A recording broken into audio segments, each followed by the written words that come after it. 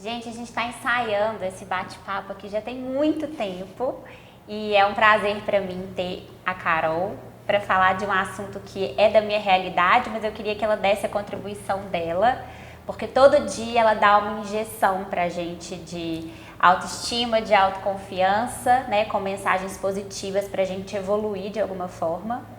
E hoje eu convidei para a gente falar um pouco sobre autoconfiança e autoestima na sexualidade. Então é um prazer recebê-la aqui. O prazer é meu, que bom que saiu, né? A gente está de fato ensaiando isso há meses. E eu acho que esse tema é muito importante, até porque a gente tem que entender o que é de verdade a autoestima, né? As pessoas confundem hoje muito, nos confundiram muito sobre a autoestima. Então a gente ainda associa muito a autoestima à nossa capacidade de produzir algum tipo de resultado, ou ao nosso corpo, à nossa estética, há milhares de coisas que estão do lado de fora. Quando no fundo, eu acho que a autoestima vem, quando você fala, Carol, dá uma dose de autoestima diária na gente, eu falei, será que eu dou autoestima? E aí você continuou através do crescimento, e eu acredito que a verdadeira autoestima, aquela que é inabalável, ela vem dessa sensação de que hoje eu sou uma pessoa melhor do que eu fui ontem. Eu percebo meu movimento como pessoa e independente de como tá, o meu trabalho, o meu corpo, a minha estética, o meu humor, eu consigo lembrar sempre do meu valor.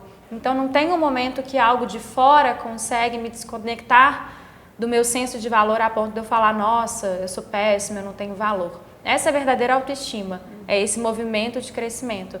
Mas a autoconfiança, especialmente na sexualidade, ela é muito importante, porque ela vem da nossa segurança de que a gente pode se dar bem, ficar à vontade e transitar com tranquilidade dentro de algum contexto. Eu gosto de brincar assim, se me chamarem para dar uma aula de yoga, eu vou com muita autoconfiança. Eu não preciso ficar ensaiando na frente do espelho, eu não vou ter taquicardia. Eu posso ficar um pouquinho nervosa, a gente fica um pouquinho sempre, mas é uma coisa que eu transito com muito conforto ali, porque é algo que eu pratico, é algo que eu me percebo. Eu conheço muito bem a Carol naquele contexto. Se me chamar para pintar uma parede, um quadro, cadê minha autoconfiança? Acabou. Se me chamar para o campeonato de beisebol, acabou. Então, percebe que a autoconfiança ela varia de contexto para contexto? E quando a gente fala de sexualidade, é fundamental que a gente tenha essa autoconfiança. E aí eu acho que isso é muito importante, para isso é muito importante tudo que você traz de termos uma rotina, na verdade uma disposição de primeiro entender o que é a sexualidade e depois cultivar isso, né, claro, porque é tudo cultivado. Eu falo assim, gente, bem-estar não é uma coisa que você recebe, não. Você não acorda e fala, agora eu tenho bem-estar, ou você vai numa consulta ali e compra. Não, é um cultivo, é igual uma plantinha. Você tem que plantar, você tem que regar, você tem que adubar, você tem que cuidar e de repente floresce, você colhe os frutos. E com a sexualidade a mesma coisa, né? E eu percebo muito que as pessoas hoje são muito imediatistas. Elas querem uma solução milagrosa, né? E aí vem muito essa questão que a gente estava conversando aqui antes de separar o sexo da sexualidade. Sexo é a nossa interação com outra pessoa, é o parceiro ou parceira que a gente escolhe. E sexualidade, ela é uma energia, é a energia que a gente tem, a disposição que a gente tem para se relacionar, para a gente se vestir, para a gente passear, para a gente fazer uma coisa que nos agrada. E aí as pessoas confundem um pouco sexo com sexualidade. E uma outra coisa importante também é essa questão de cultivar. Eu falo que sexualidade, gente, é colocar na lista de prioridades mesmo. Não é aquela coisa que de repente vai vir uma energia do além, igual as pessoas esperam, ou então um gelzinho de testosterona que a gente vai passar e tudo vai resolver, mudar. E não é assim. Relacionamento a gente cultiva no dia a dia. A gente sente um desejo sexual por outra pessoa quando a gente admira ela, né? E o que a gente comunica volta, né? E eu acho que isso é uma provocação mesmo. E você fez um vídeo outro dia que eu até compartilhei, que é uma provocação. Como que você quer explorar a sua sexualidade, ter desejo sexual pelo seu parceiro, pela pessoa com a qual você vive, se no dia a dia você zero cultiva isso? Se você trata essa pessoa, sei lá, com zero afeto, se você não olha para ela com um olhar afetuoso, com um olhar de admiração, se você não tem rituais para cultivar esses momentos. E eu acho até, a gente tem que ter rituais de distração com o nosso parceiro. Então aquela hora que você está sorrindo, de repente tomando um vinho, ou cozinhando, ou jogando um xadrez, um baralho, coisas que vocês gostam de fazer juntos. Mas eu sugiro até rituais de conexão. Então, por que não meditar junto, fazer uma yoga junto, fazer uma corrida junto, se vocês não gostam de yoga, se gostar, maravilhoso. Coisas que eu faria sozinho para olhar para dentro, por que não fazer juntos? E tem muito pouca disposição das pessoas para fazerem isso. É o que você falou. É muito mais fácil sentar na cadeira do consultório e falar, Clá, então, meu relacionamento tá péssimo, não tem libido, me dá um gelzinho de testosterona. E não vai resolver.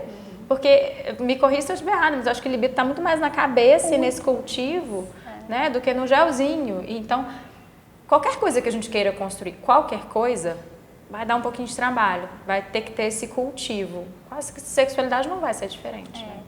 E às vezes, igual você falou, a maioria tá na cabeça. A maioria mesmo, isso é estudo científico. Ah, é? As pessoas que têm alguma questão hormonal, alguma questão orgânica, é a minoria. O psicossomático na sexualidade, ele domina. Então, às vezes, as pessoas entram numa relação sexual, elas estão pensando em 1000 coisas, menos naquele momento. É aquela questão de se conectar com o momento presente, de prestar atenção nos 5 sentidos. Às vezes eu posso estar falando aqui e pode estar parecendo uma coisa surreal, mas experimenta uma vez.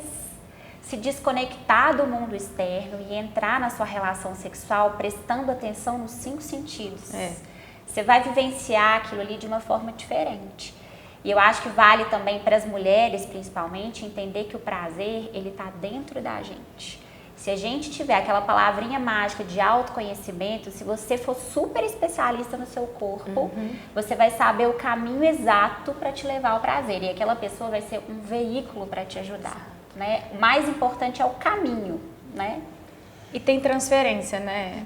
Tem a falta de responsabilidade sobre o próprio prazer, porque o seu prazer, o seu orgasmo, o seu corpo, libido que te pertence, está dentro da sua zona de poder. Tem muito mais a ver com você, como você cultiva isso, do que, eu vou esperar para receber de fora. Então, existe, eu acho, uma cultura ainda em que a gente transfere muito essa responsabilidade, a gente entende o receber prazer e não o... Eu preciso entender como, primeiro, quais são as minhas preferências, como eu consigo me dar prazer, para depois eu comunicar isso. A outra pessoa não tem bola de cristal, pessoas são diferentes e muitas vezes isso é desconsiderado. A gente se põe numa posição de receber sorte da vida, receber bem-estar do além, receber prazer do parceiro e fica ali. E cadê a hora que a gente se coloca como agente, como protagonista? Então, se eu quero melhorar minha sexualidade, o que eu vou fazer por isso? Eu gosto de pensar nos inícios dos relacionamentos, eu lembro muito de uma coisa que você fala muito, as pessoas nem se beijam mais, aí fala, nossa, mas se eu terminar esse relacionamento que eu tô, que tá ruim, e que a sexualidade não tá em dia, eu vou pro próximo, e aí início de relacionamento é uma beleza, né?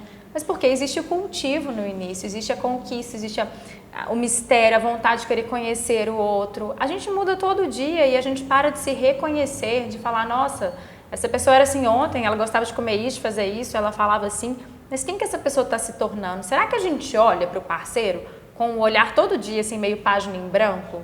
De tipo, quem é essa pessoa hoje e tem interesse em reconhecer? Porque se a gente fizer isso, eu acho que esse mistério do início ele vai estar sempre ali, né? Porque nós somos mutáveis, a gente está em movimento o tempo todo, né? E situações novas são afrodisíacas, né? As pessoas, elas se perdem, os relacionamentos se perdem. Depois dos filhos também, você pode falar sobre isso. Lazer do casal não é lazer com filho. Exato. A gente tem que saber separar esses momentos do casal, né? E às vezes as pessoas confundem totalmente. Você viaja, viajo sempre, tiro férias sempre. Mas qual foi a última vez que você fez alguma coisa com seu parceiro que você fazia quando vocês namoravam? As pessoas esquecem. E tem mães que têm culpa, né? Eu vou viajar sem meus filhos e eu serei uma péssima mãe por isso. Olha, uma mãe feliz vale muito mais do que uma mãe presente infeliz. Então, não é a quantidade de tempo.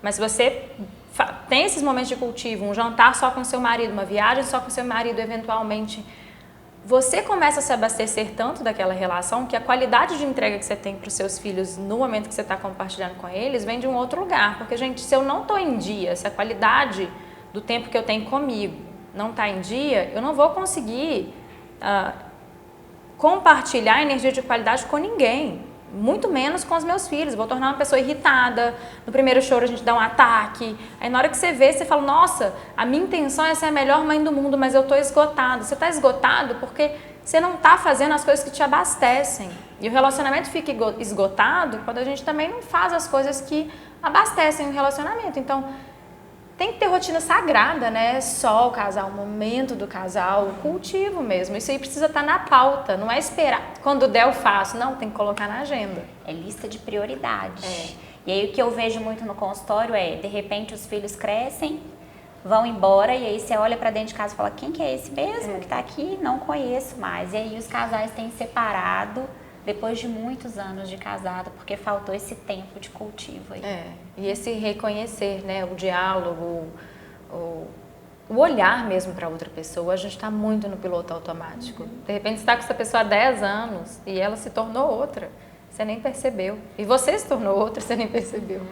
E aí, acho que para finalizar, uma questão que é interessante a gente falar, que eu já até falei no Namá sobre isso, as mulheres entram numa de, eu quero que acabe rápido, então não vou preocupar com o meu prazer, e a gente carrega essa herança cultural, religiosa, de dar prazer ao homem, e eu vou fingir o orgasmo. Exato. Então, as pesquisas recentes revelam que 70% das mulheres fingem orgasmo. É muito. É muito. É muito, gente. E às vezes no consultório eu pergunto assim, você finge orgasmo? Faz parte da minha consulta. E ela responde sim.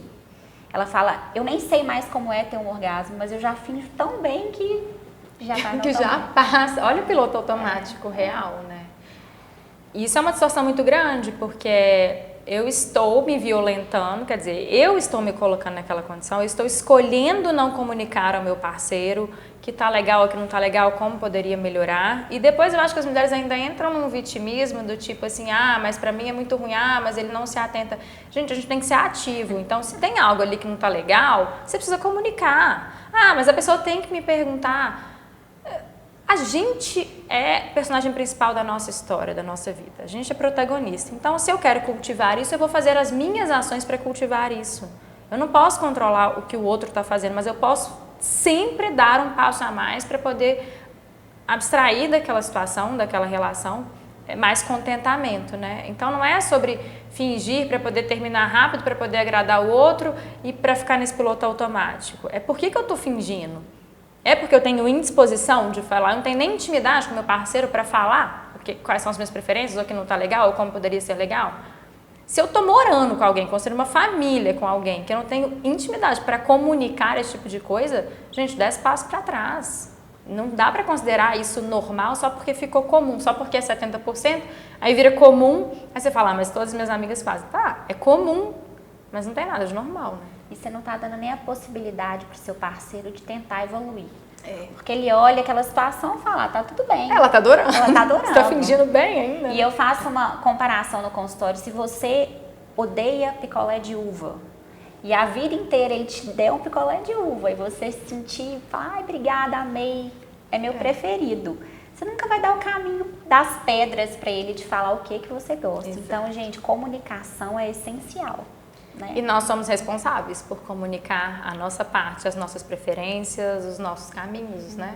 Qual picolé que a gente gosta, o que a gente gosta de verdade, porque senão a gente não pode responsabilizar o outro. E sexualidade faz parte da qualidade de vida pela Organização Mundial de Saúde. A gente olha lazer, família, trabalho e sexualidade. Então faz parte do bem-estar e é por isso que a gente precisa cultivar. Maravilhoso. Amém! Cultivem!